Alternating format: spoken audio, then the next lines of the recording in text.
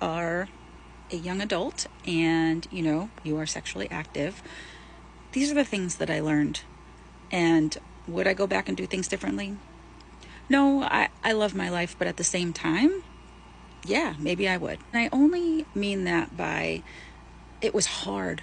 There was a lot of things that I had to learn the hard way that I wouldn't want like my own child to go through. You know what I mean? For example, when I got pregnant at age 19, in my head, I was like, oh, yay, I get to play house. But like for real, a child is nothing like playing house, at least not any of the house I played when I was little. Number two, I never even considered the fact that my baby daddy at the time could just leave if he wanted to. Just because you think you're in love and just because you think that you know who this person is, you truly don't. I don't think you can ever fully know another person, what's in their heart, head, mind, soul, whatever. You're not them. You can't know what's inside them. So you want to bet your whole rest of your life and maybe your unborn child, that you know that this person's never going to leave you. They're always going to step up and do what's best for you and your family and provide for you or help you provide for this child.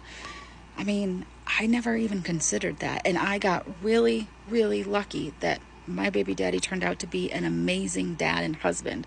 But that's not always the case. I wasn't even 21 yet, so I couldn't even go out and legally drink with friends. But once I did hit 21 and all my other friends without children were going out and drinking, there's a very big like FOMO feeling that sets in, and you kind of can become resentful because you're like, I don't get to do that. Sure, you can get a babysitter once in a while, but it's just, you don't have the freedom that a lot of the other people in your life currently have. Because I think for me, majority of the people I knew when I was 21 that were also around that age did not have kids. Number three, when you become a parent, you are making the decision to give yourself up to these tiny beings always, for the rest of your life. Of course, when they become adults, obviously but at least for the next 18 years, they have to come first. Well, yes, we as moms especially, we work hard on finding that balance where we still put them first, but we also take care of ourselves. And that's a whole nother story for a whole nother day.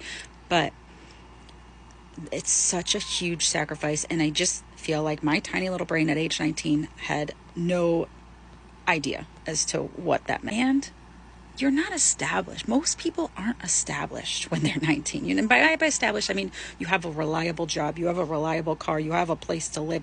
Like we were not established at that point. We didn't have any of those things. And so we're trying to find and create and establish those things while also taking care